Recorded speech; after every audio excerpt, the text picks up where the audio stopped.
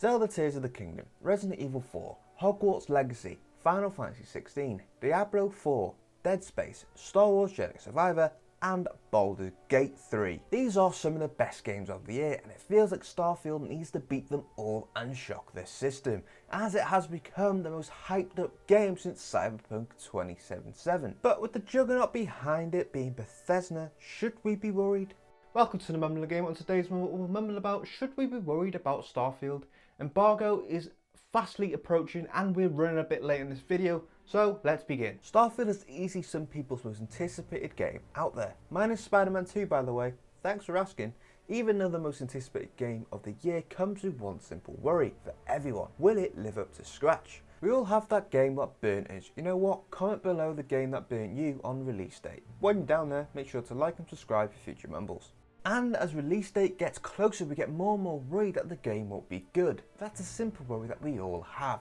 Starfield has a lot more deeper worries, a smorgasbord of worries some may say. Starting with a big one, not the biggest one but still pretty big, bet you've heard that before, the story. I hear all you Bethesda mega fans out there, the story isn't that important.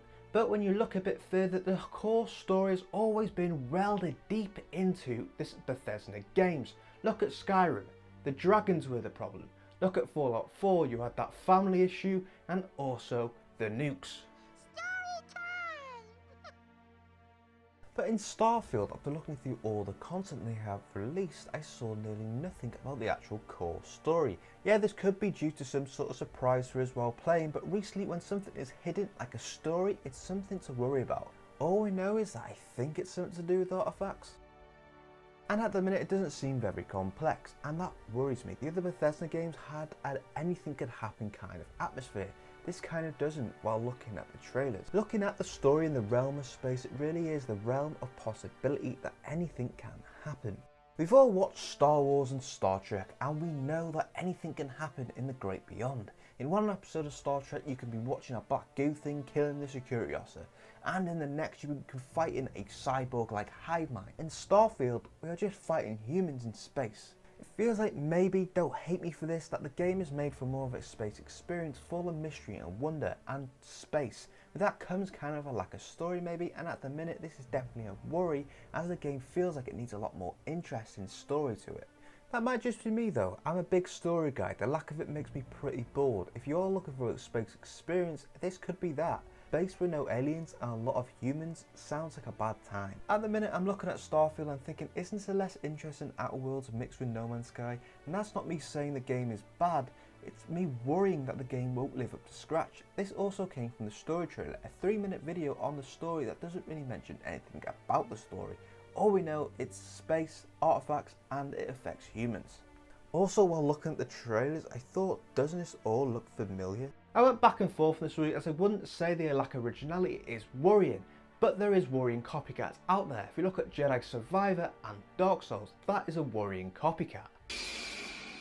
But Bethesda's formula is perfect. Elden Ring and Fallout are amazing games, and through Starfield they could add a new Apex to that catalogue. That's not what we're talking about. If we look at this scene and this scene, they're very familiar. Even when we look at the original trailers of No Man's Sky and Starfield, I'm getting a bit of deja vu. Even though it looks less budget as it is an indie game and what they've done now is great, looking at Starfield's trailer and the launch trailer for No Man's Sky, it's near chilling how similar both of these are. That is definitely a worry, but it's possible that the game could release at the same caliber now of No Man's Sky, and it could be a pretty decent game. But I am slightly calling Bethesda out here, as No Man's Sky has been out now for 9 years, so it's highly possible that they copied this little indie game.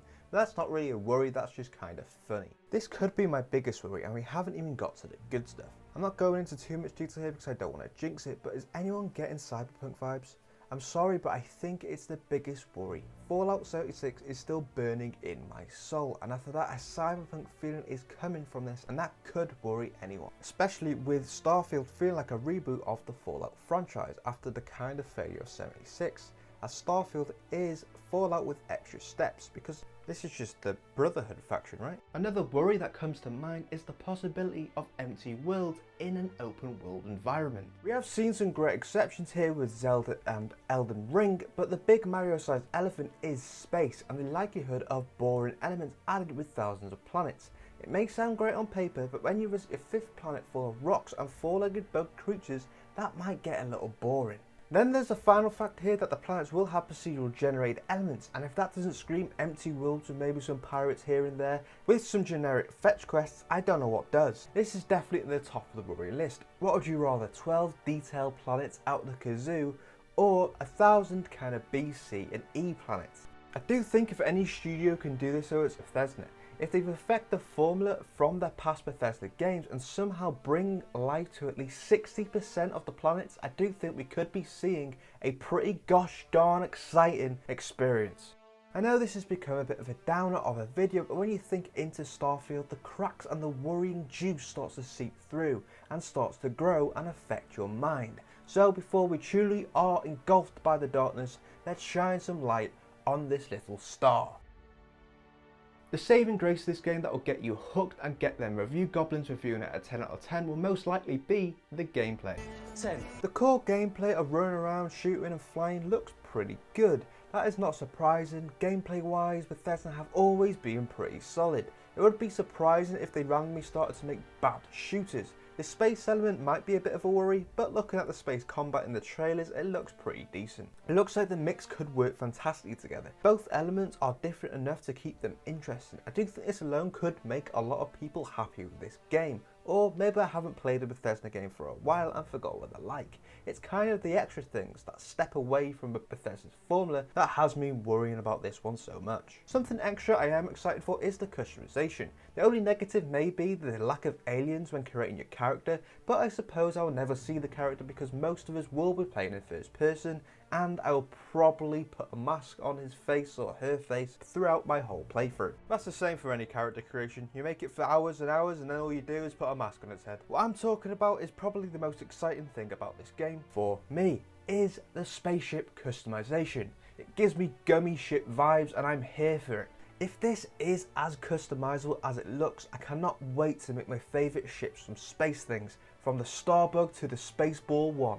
I do think though they maybe could have taken the space customization a bit further and just make less mystery and more rogue space hunter who collects thousands of different ships. Well, that's what I just want to do. I just want to collect loads of ships in this game. But I suppose you can kind of do that, as you can go to different planets and kind of make your own space stations. What could be definitely more interesting, but I'm all here for customizing them ships. But the customization elements in this game could sell this game to a lot of people, including myself. Another worry that has came through the woodwork when I've been recording this video is that starting screen appearing up everywhere. Looking at that, it's not really a worry for me, as it feels like so many games now have kind of basic starting screens. It's not to worry about. People are saying it means that they haven't put much effort into the game, and this is coming from someone literally making a worrying about video, but I think this is fine. There's so many start screens that are so basic, and then the game has been amazing. Okay, back to scheduled programming. And lastly, not really a Starfield worry, but more of an Xbox worry, asking the question, what happens if this game fails? It feels like Xbox have put so many eggs in this basket. What happens if they all crack? You're gonna crack a few eggs to make an omelette. Yeah, we have a lot on the horizon, but it feels like there's so much pressure on this game being good that if it doesn't, I don't know what Xbox does. Redfall was shit, Halo was okay, but it definitely fell short. And for massive games, that's really it for this generation so far. And after that Xbox event, we do have some amazing games, but in the far future. I never felt like this about a game before. If it turns out to be a disaster, it could massively hurt the Xbox in general. I don't think a game has really felt like it would have that much of an impact on the actual console before this one. The last little worry on this video is talking about the Series S. My console of choice for playing this game, even though yes, Toddy Waddy said that he's been playing on it with this console, this game is big, like really big, and how the hell will this game work on this little white machine? If it works completely fine, that would be amazing. It is starting to feel though that the Xbox Series S is kinda holding games back and maybe even making it harder to develop on the Xbox. But this isn't worrying about Starfield, this is worrying about Xbox in general, and that is definitely another worry for another day. In summary, I do think we should be worried about Starfield. But what do you think? Comment below your thoughts. Will it be a 10 out of 10 on gameplay, a 6 out of 10 on story, or will it just be a good game? Comment below your thoughts and make sure to like and subscribe for future mumbles.